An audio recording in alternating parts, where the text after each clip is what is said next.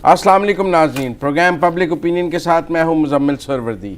मेरे साथ मौजूद है मोहम्मद अली दुरानी साहब। आज के हमारे प्रोग्राम के मौज़ूआत में शामिल हैं बिलावल और नवाज़ शरीफ की मुलाकात आज हो जानी थी, लेकिन अब पीर सुबह 11 बजे तक मुलतवी हुई है। इस मुलाकात का एजेंडा क्या है? कुछ दुरानी साहब ने तो बहुत पहले इस मुलाकात की बात कर दी थी, वो भी आपको सुनवाएंगे कि कब उन्होंने क्या कहा। साथ साथ कुछ सिंध में पब्लिक अकाउंट्स कमेटी के हवाले से सिंध असम्बली में रोज़ाना एहतजाज हो रहा है। कौमी मंजरनामे में ये एहतजाज उस तरह नज़र नहीं आ रहा, लेकिन वहाँ पब्लिक अकाउंट्स कमेटी अपोजिशन को नहीं दी जा रही। पीपल्स पार्टी की हटदर्मी है, उस पर भी बात करेंगे पेशावर की BRT पर भी, कि वो भी एक सफ़ेद हाथी बन गया है। बनने के बाद पता चला है कि उसका ट्रैक इतना छोटा है कि बसें नहीं चल सकती। कुछ पुलिस रिफॉर्म्स की भी पंजाब में बात करेंगे कि वर्दी बदलने से पुलिस कितनी बदल जाती है। अस्सलाम वालेकुम दुरानी साहब। वालेकुम अस्सलाम। दुरानी साहब, आज मेन न्यूज़ तो रही कि बिलावल नवाज़ शरीफ को मिलने जा रहे हैं, और सबके लिए सरप्राइज़ था कि एकदम बिलावल ने कहा कि मैं नवाज़ शरीफ से मिलने जेल जा रहा हूँ, और उन्होंने इजाज़त तलब की। लेकिन आपने तो 20 जनवरी को कह दिया था कि बिलावल नवाज़ शरीफ को मिलने जेल जाएंगे। पता नहीं आपको इतनी जल्दी, इतनी पहले ये सब कुछ कैसे पता होता है? नाज़रीन को सुनवाएं, आपने 20 जनवरी को क्या कहा था? वो जब जलजला आना होता है, कोई तूफान आना होता है, परिंदे पहले उड़ना शुरू परिंदे पहले उड़ने लग जाते हैं। उन्हें कैसे पता चलता था? आप वो परिंदे हैं जिन्हें पहले पता। ज़रा सुने दुरानी साहब ने 20 जनवरी के पब्लिक ओपिनियन प्रोग्राम में क्या कहा। प्लान कर रही है। अच्छा, प्लान कर रही है। हाँ, कि बिलावल भुट्टो साहब को, बिलावल भुट्टो जरदारी साहब को जेल में मुलाकात के लिए मियाँ साहब के पास भेजा जाए। ये जो बच्चा पार्टी का जो उधर चल रहा है ना अब तक आना जाना, उसके बीच में से ये निकाला जा रहा है कि बिलावल भुट्टो साहब जरदारी साहब को मियाँ साहब से मुलाकात के लिए जेल ले जाया जाए और वहाँ से चीज़ों को आगे एक नया टर्न दिया जाए। तो रानी साहब, 20 जनवरी को आप कह रहे थे इस प्रोग्राम में कि बिलावल भुट्टो जरदारी नवाज़ शरीफ को मिलने जेल जा रहे हैं और ये पीपल्स पार्टी तय कर रही है।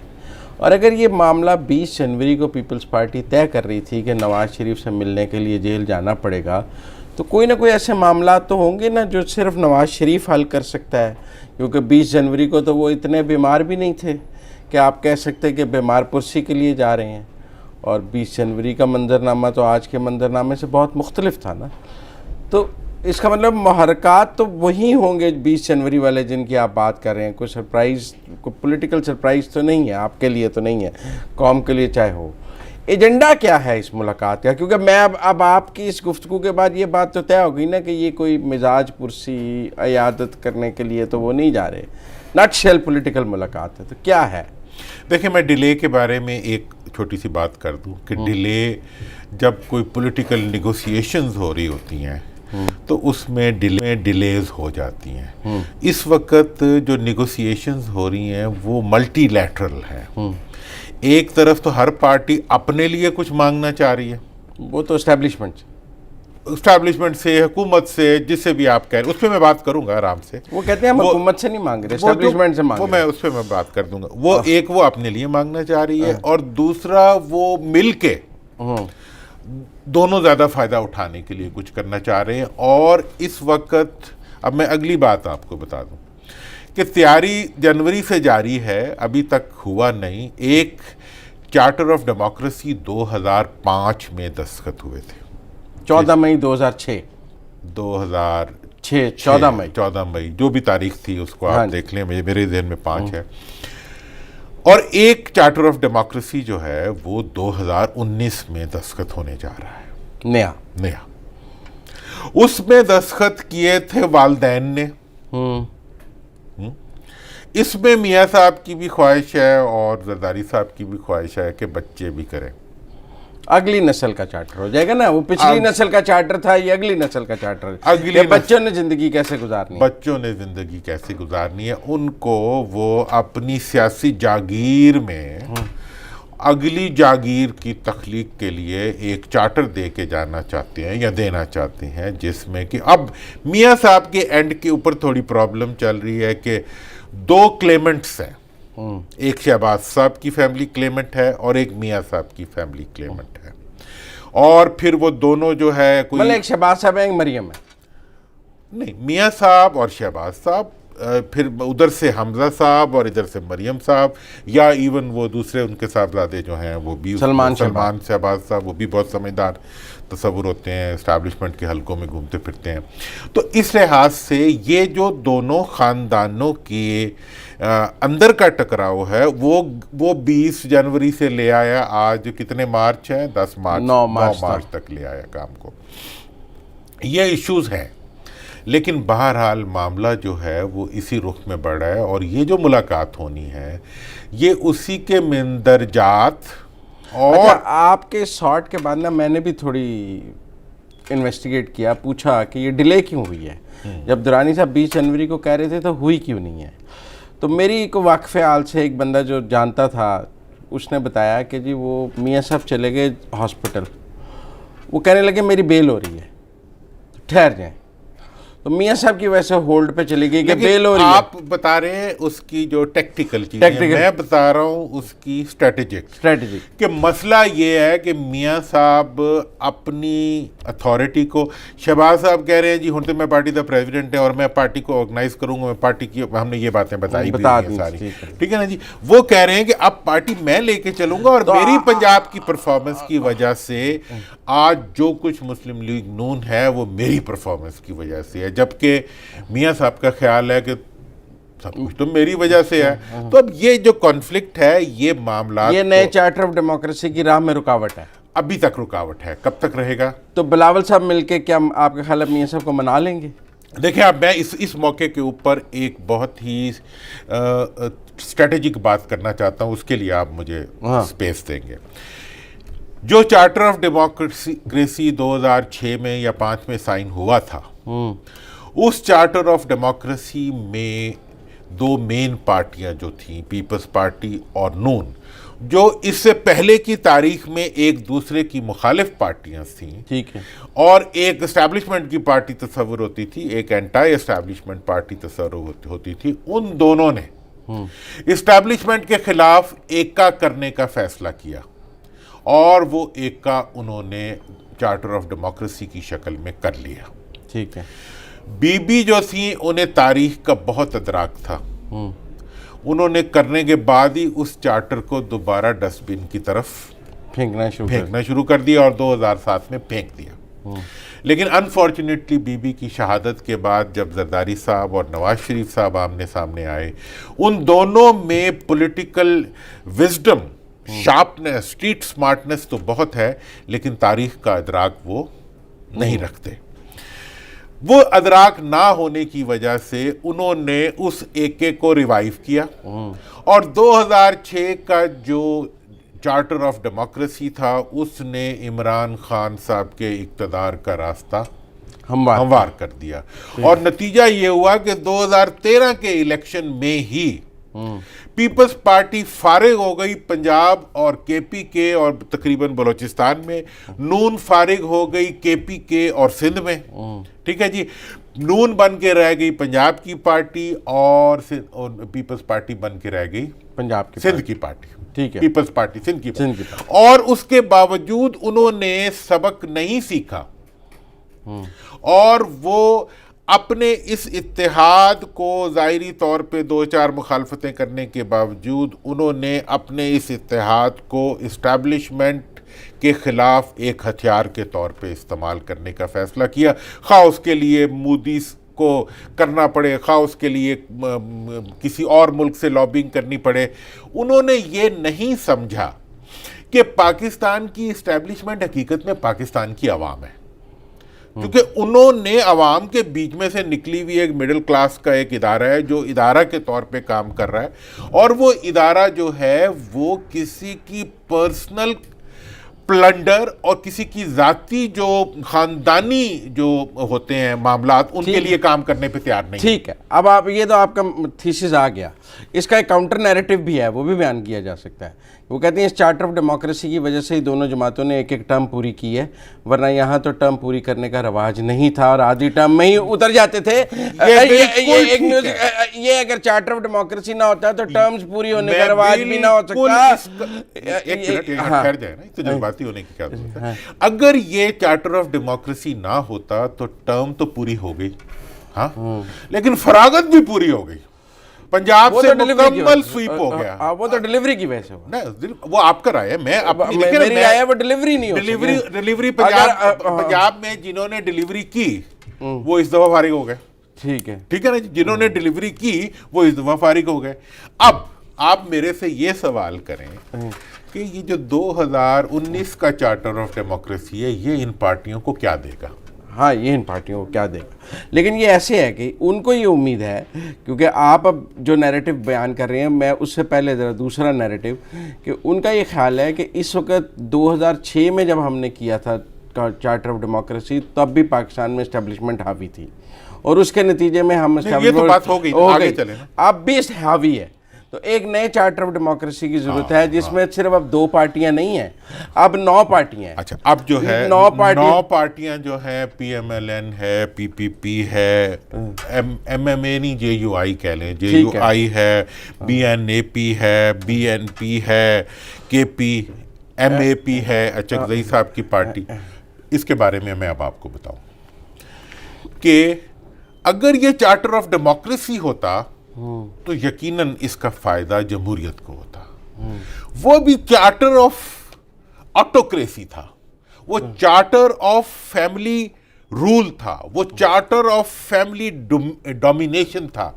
और ये जो चार्टर दोबारा साइन करेंगे, ये तो MBBS होगा, ये मियाँ बीवी बच्चों समेत चार्टर ऑफ डेमोक्रेसी है। मतलब ये सारी पार्टियां जो आ रही हैं, ये सारी की सारी खानदानी आमरीयतों का एक मजमुआ है। इनके अंदर जमहूरियत इतनी है जितनी खानदान की आमरीयत में जमहूरियत हो सकती थी। इसके नतीजे में क्या होगा? पहला, तहरीक अमेरिका को तो इदराक है कि अगर रूस खत्म हो जाए तो एक दुश्मन पैदा करना है, खा मुसलमानों को। इन्हें अकल नहीं है दोनों को, चूंकि तारीख नहीं पड़ी हुई, ठीक है, कि अगर 2 मुतारिफ कुव्वतें ना हो तो कोई तीसरी मुतारिफ कुव्वत जो है वो आ जाया करती है। और अब मैं आपको बता दूं, 2019 का जो चार्टर ऑफ डेमोक्रेसी है वो पाकिस्तान से खानदानी आमरीयतों के ताबूत में आखिरी कील साबित होगी। आपके ख्याल में ये जो मुलाकात है, ये ताबूत में आखिरी कील होगी? मुलाकात साबित नहीं होगी, मैं बता रहा हूं कि ये करेंगे साइन चार्टर ऑफ डेमोक्रेसी, तो फिर ये होगा, तो उसके नतीजे में खानदानी आमरीयत के खिलाफ वो लावा फटेगा में, जिसके नतीजे में इनकी दास्तान तक भी ना होगी। दास्तानों में ये अपने फैमिली रूल के डेथ वारंट पे साइन करेंगे 2019। ठीक है, आपका मौका बना दें। हम ब्रेक के बाद वापस आएंगे तो कुछ सिंध में पब्लिक अकाउंट्स कमेटी के हवाले से बात करेंगे। आप हमारे साथ रहिए।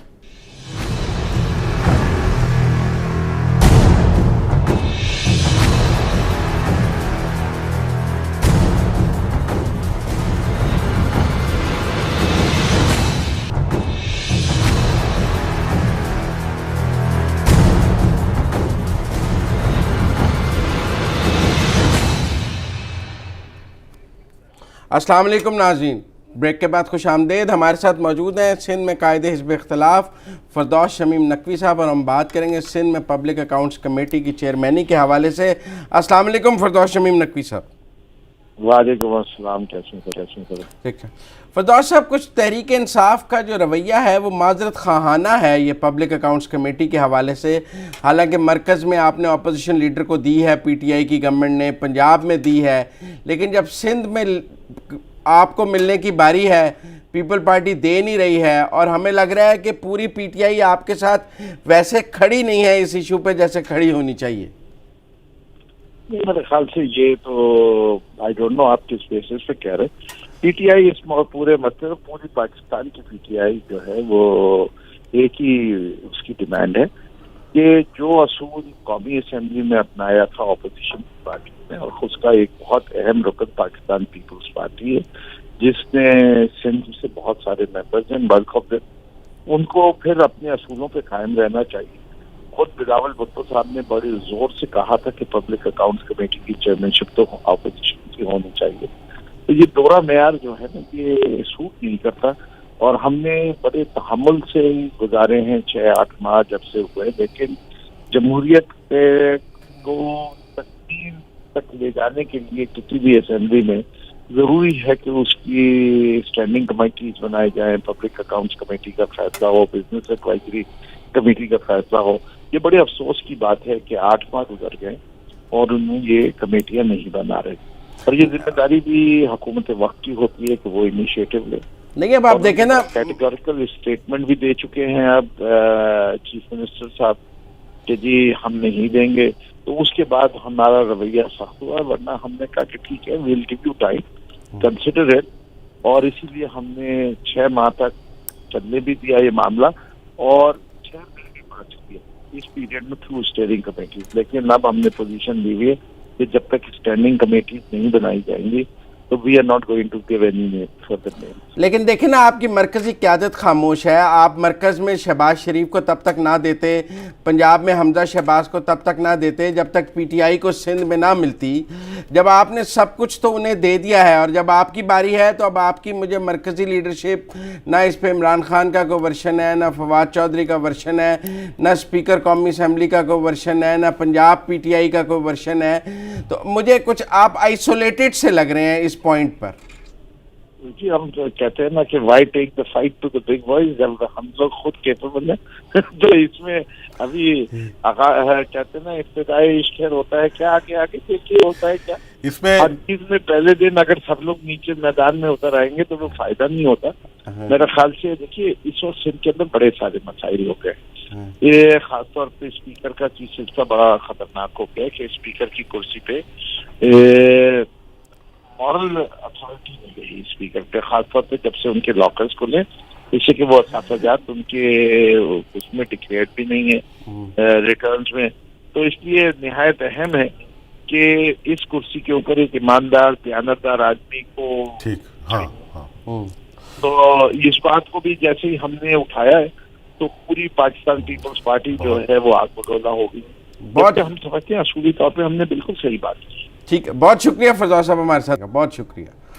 दौरानी साहब, हमने उनसे चाहा लेकिन वो कहते हैं अभी इब्तिदाई इश्क है, प्रेशर बना रहे हैं। और फिर आपने तो पिछले प्रोग्राम में कहा था कि देखिए हमने तो एक फैसला किया हुआ है, हम हर प्रोग्राम में इस इशू को उठाएंगे। जरा नून लीग से जुबैर साहब से भी जुबैर साहब को ले लाइन पे जी, देखते हैं अगर वो आ जाए लाइन पे तो जरा उनसे भी बात करते हैं। लेकिन तब आप देखें आज मेरा ख्याल है आज के बाद को इनकी मरकजी लीडरशिप को आना पड़ेगा मैदान में इस मामले पर। देखें इनको मरकजी लीडरशिप के अलावा मैं तो ये सजेस्ट करूंगा कि इन्हें आके एक वफद की शक्ल में शहबाज शरीफ साहब से मिलना चाहिए, फरदौस नकवी साहब को। जी देखें जमहूरियत है, हर कोई हर एक से मिलता है, और आके उनसे डिमांड करें कि भाई आपके लिए हमने पूरी पार्टी ने वो यहाँ पर अगर शहबाज साहब बने हैं चेयरमैन तो वो पीटीआई के वोटों से बने हैं। ठीक है जी।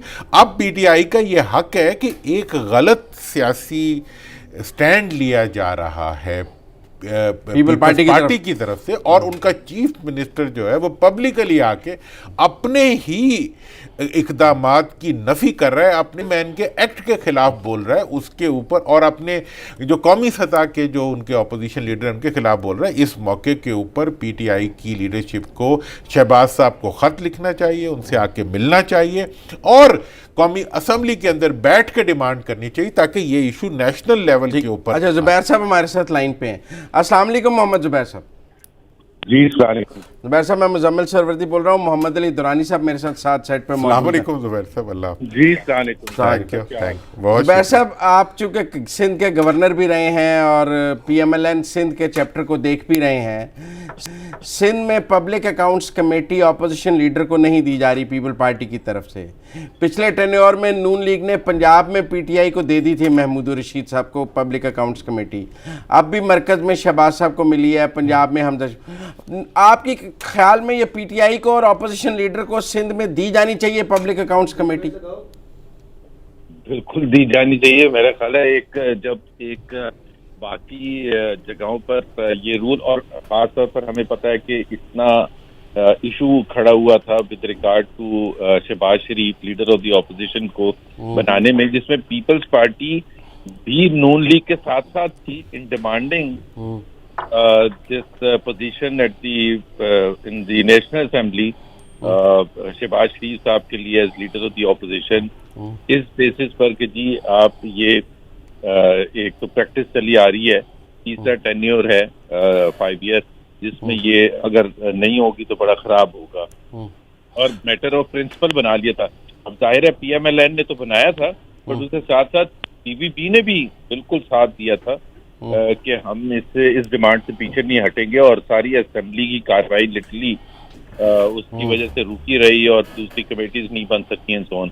सो वो प्रिंसिपल यहाँ भी अप्लाई होना चाहिए सिंध में। इसमें जुबैर भाई, आप क्या ये महसूस करेंगे कि इस सिलसिले में आपको इंटरवीन करना चाहिए और शहबाज साहब से रब्ता करके इस इशू को रिजॉल्व करना चाहिए? क्योंकि हमने तो हमेशा यही कहा है कि भी जमहूरी प्रोसेस चलने में ही मुल्क का फ़ायदा है और जो जमहूरी असूल हैं उन पर अमल करने में। क्या इसमें आप ये महसूस करते हैं कि इस वक्त लीडर ऑफ द अपोजिशन जो हैं फेडरल के, उन्हें अपना किरदार अदा करना चाहिए? एक्चुअली आपकी बात सही है। असल में एक अभी कोई थोड़े अरसे पहले एक किसी चैनल पर मुराद अली शाह साहब का इंटरव्यू हो रहा था और मुराद अली शाह साहब से ये सवाल पूछा गया कि आप जो डिमांड कर रहे हैं सेंटर में, वो चीज आप अपने प्रोविंस में देने के लिए क्यों नहीं तैयार हैं? सही। तो मुझे ऐसा महसूस हुआ उनके जवाब से कि he was caught by surprise, और वो ऐसा शो कर रहे थे कि चले इसको भी देख लेंगे। तो उन्होंने कहा नहीं, देख तो लेंगे, लेकिन आपने पिछले 5 साल भी नहीं किया था। हाँ, तो लेकिन अभी तो उन्होंने कहा है ना कि उन्होंने सीओडी साइन नहीं किया हुआ। मतलब जिसने सीओडी साइन ना किया हो उससे लेना जायज है, उसको देना जायज नहीं है। एग्जैक्टली तो सीओडी तो उन्होंने भी साइन नहीं किया था पीटीआई ने। हाँ, तो आप जहां तक बात कर रहे हैं कि मैं बिल्कुल, आपका पॉइंट सही है। I think to be fair, और अगर हम चाहते हैं कि जमहूरियत आगे चले तो वन साइडेड तो नहीं हो सकती। फिर हमें उस चीज पर भी फोकस करना चाहिए और जोर देना चाहिए जिसमें आपका डायरेक्ट कोई बेनिफिट नहीं है, बट एक आप फेयर इक्विटेबल शो करना चाहते हैं कि जी जो पंजाब में असूल है, जो फेडरल लेवल पर असूल है, वो यहाँ भी होना चाहिए। और अगर अच्छा, उसकी लॉजिक भी हम समझते हैं कि बड़ी स्ट्रॉन्ग लॉजिक भी है कि जी लीडर ऑफ द ऑपोजिशन होगा तो एक हुकूमत पर जो एक असल चीज है कि एक चेक एंड बैलेंस का एक सिस्टम निजाम चलेगा कि हुकूमत के ऊपर एक आप कोई ना कोई आपका होना चाहिए, ताकि। बहुत शुक्रिया जुबैर साहब, हमारे साथ बहुत शुक्रिया जुबैर साहब, बहुत शुक्रिया। दुरानी साहब 30 सेकंड आपके पास। मैं ख्याल नून लीग तो पीटीआई के साथ खड़ी हो गई। देखें, ये आज के इस प्रोग्राम में बहुत अहम डेवलपमेंट है कि नून लीग ने पब्लिक अकाउंट कमेटी के मामले में पीटीआई के मौक़िफ़ को सिंध में सपोर्ट कर दिया है और उन्होंने ये भी कहा है कि मरकज़ में जो अपोजिशन लीडर हैं उन तक भी इस बात को ले जाया जाएगा। मैं समझता हूँ कि ये एक पॉजिटिव डेवलपमेंट है। हम कल भी इसके ऊपर दोबारा बात करेंगे और फर्दर इस इशू को आगे बढ़ाएंगे जब तक ये हल नहीं होता, क्योंकि सिंध के अंदर पीएसी का ना होने ने पूरे सिंध के निज़ाम। चले, मुझे ब्रेक लेनी है नाज़रीन, ब्रेक के बाद वापस आते हैं तो कुछ पेशावर भी चलेंगे। आज वहाँ का भी एक टॉपिक हमारे पास है, बीआरटी का। मिलते हैं ब्रेक के बाद।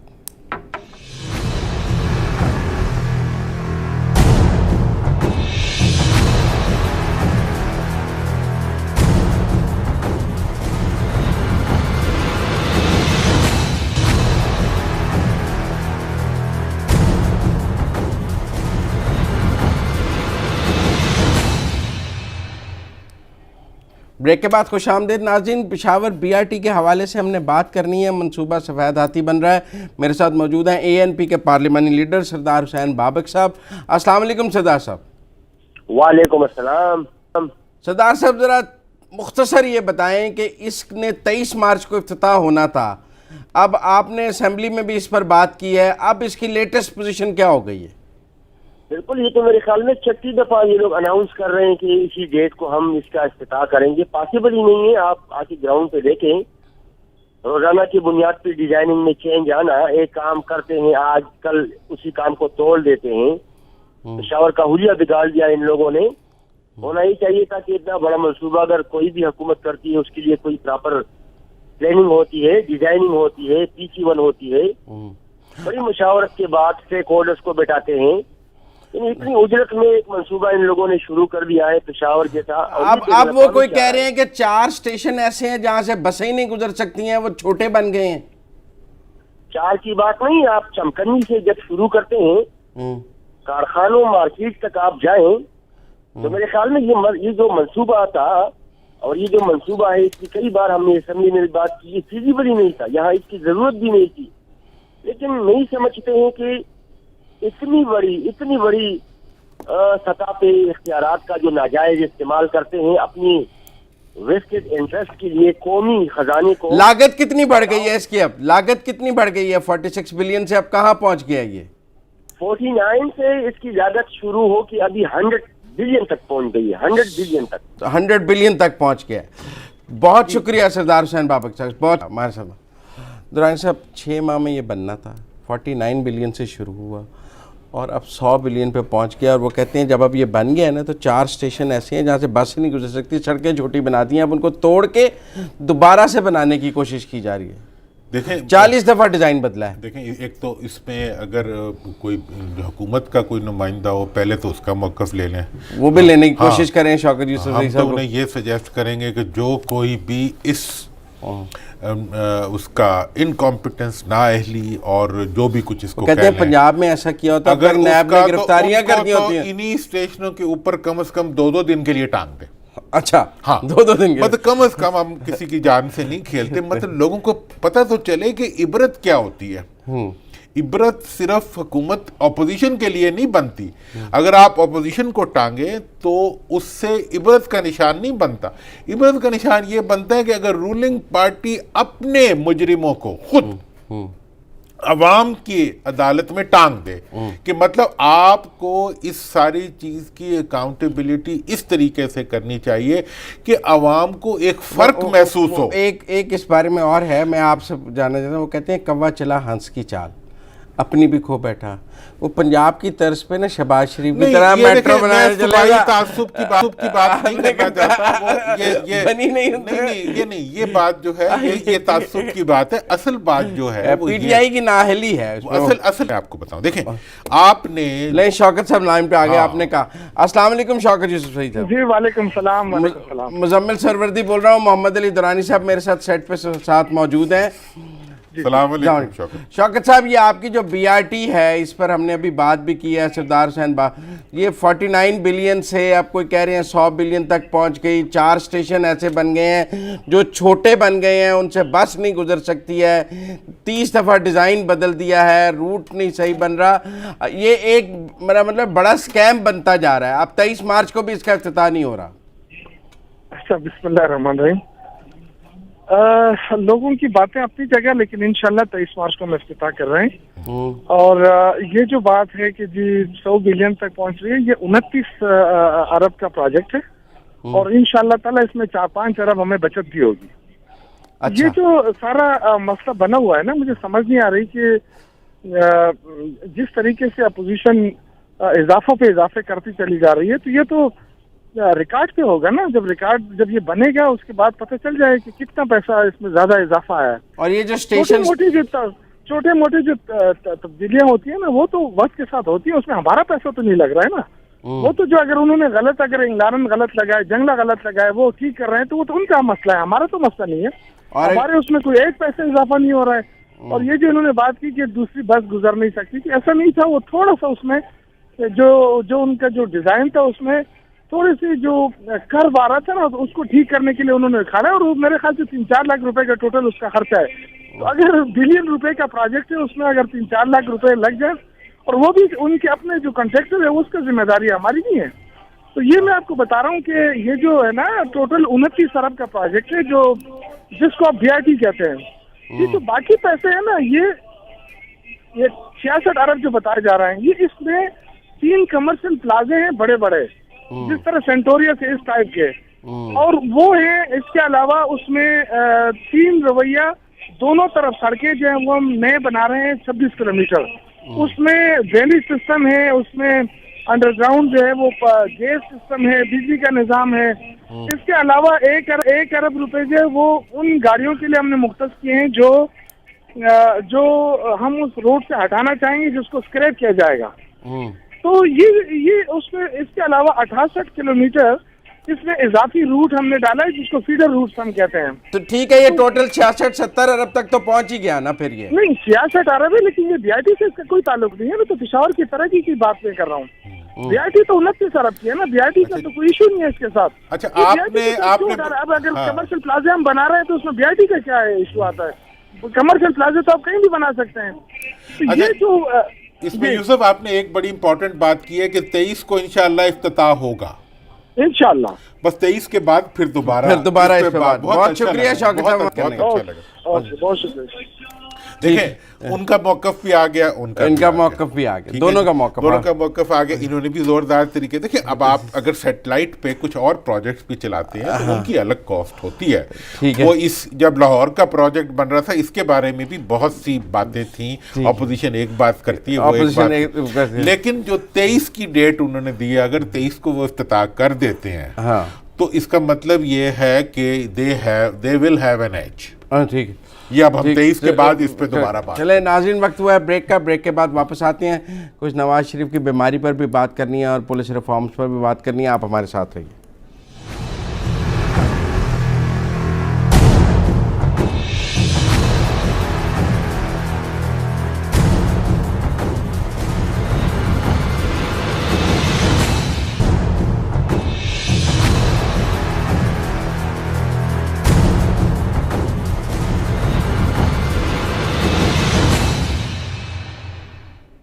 ब्रेक के बाद खुश आमदेद नाज़रीन।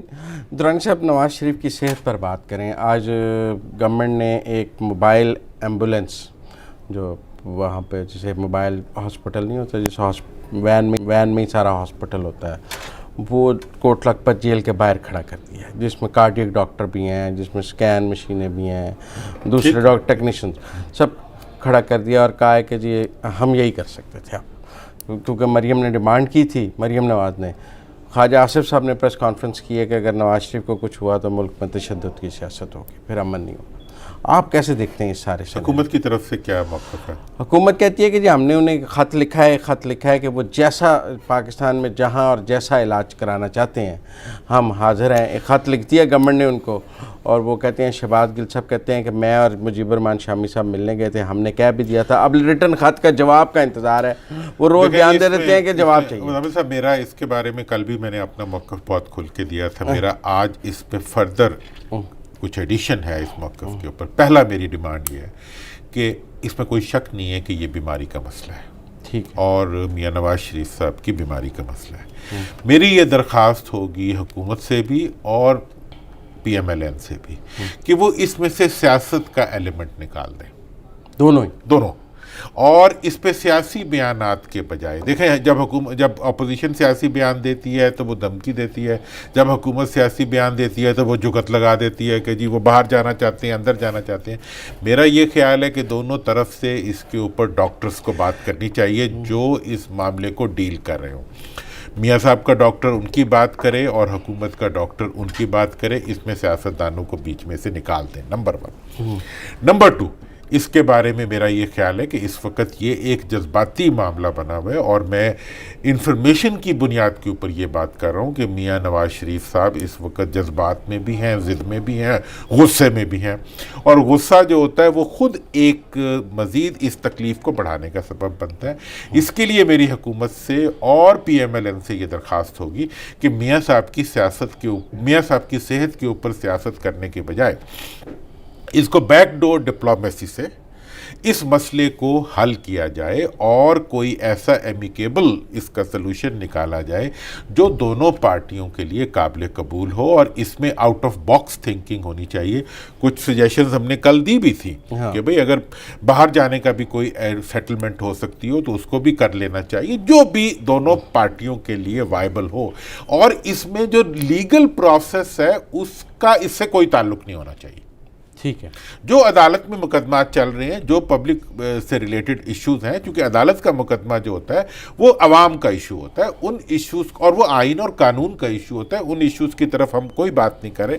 हम कह रहे हैं कि इंसानी बुनियादों के ऊपर इस इशू को सियासत से निकाल के दोनों पार्टियां इस पे सियासत ना करें और जज्बात से भी ना खेलें और धमकियां भी ना दें, बल्कि इसको सियासत से निकाल के इसको इंसानी बुनियादों के ऊपर हल करने के लिए बैकडोर डिप्लोमेसी। आपके ख्याल में कुछ दूसरी सियासी जमातें भी इसमें रोल प्ले कर सकती हैं? मतलब कुछ PTI की एलाइड पार्टीज़ हैं, कुछ PMLN की एलाइड पार्टीज़ हैं, इस वक्त आप नहीं मैं समझते? तो ये देखें जी, मैं समझता दोनों हूँ तरफ- लाहौर के बहुत से ऐसे जर्नलिस्ट हैं जो इसके अंदर बहुत अहम किरदार अदा कर सकते हैं। शामी साहब ने एक किरदार अदा किया भी है। अब वो मतलब हुकूमत और किसी की तरफ से भी दोनों अख्तियार दे के किसी एक बंदे को बीच में डालेंगे जो खामोशी के साथ बयान दिए बगैर, कालम लिखे बगैर, प्रोग्राम किए बगैर जो है इस इशू को किसी सेटलमेंट तक लेके जाए जो दोनों के लिए काबिल कबूल हो। और ये इशू बनना नहीं चाहिए। ये हुकूमत की भी नाकामी है, ये अपोजिशन की भी नाकामी है, बल्कि पाकिस्तान में जमहूरियत की नाकामी इसमें से उसके भी निशान मिलते हैं। तो एक तो आपकी तरफ से ये आ गया कि सिर्फ डॉक्टर्स को बात करनी चाहिए, जैसे आज ख्वाजा आसिफ साहब ने प्रेस कॉन्फ्रेंस कर दिया है, उधर से शहबाज गिल ने प्रेस कॉन्फ्रेंस कर दिया है। तो ये जवाबुल जवाब का जो मामला है ये बंद होना चाहिए दोनों तरफ से, और सिर्फ डॉक्टर्स को बात करनी चाहिए। जैसे नवाज शरीफ साहब के डॉक्टर इदनान पहले बात करते थे, और दोनों हुकूमत की तरफ से भी। अब तो मीडिया पे आने का शौक जो होता है ना, वो सियासतदानों को चैन से नहीं बैठने देता। भाई एक तुम्हारे लीडर की या एक पाकिस्तान के सीनियर लीडर की सेहत का मामला है, इस मामले में खुदारा सियासत ना करें, ठीक है नहीं। आप अवाम के मफादात को रोल देते हैं, आप पाकिस्तान की जमहूरियत को रोल देते हैं, आप पाकिस्तान की अदलिया को ख्वार कर देते हैं। अब एक सेहत के मामले को खुदारा उसको सेहत का मामला रहने दें, उसको टेक्निकली डील करें, उसके ऊपर सियासी पॉइंट स्कोरिंग करने से बाज रहें। हुकूमत को पाबंदी लगा देनी चाहिए अपने तमाम वज़रा के ऊपर कि वो इसके ऊपर कोई कमेंट ना करें। मियाँ साहब को भी और शहबाज साहब को लगा देनी चाहिए कि वो और इस पर डॉक्टर्स बात करें और उनकी अपडेट हो और बैकडोर डिप्लोमेसी से इस मसले को हल किया जाए। बहुत शुक्रिया दुरानी साहब। नाज़रीन, आपने आज का प्रोग्राम देखा। हमने आज के प्रोग्राम में मुख्तलिफ मौज़ूआत पर बात की। कल दोबारा आपसे मुलाकात होगी। कल तक के लिए मुज़म्मिल सरवरदी को इजाज़त दीजिए। अल्लाह हाफ़िज़।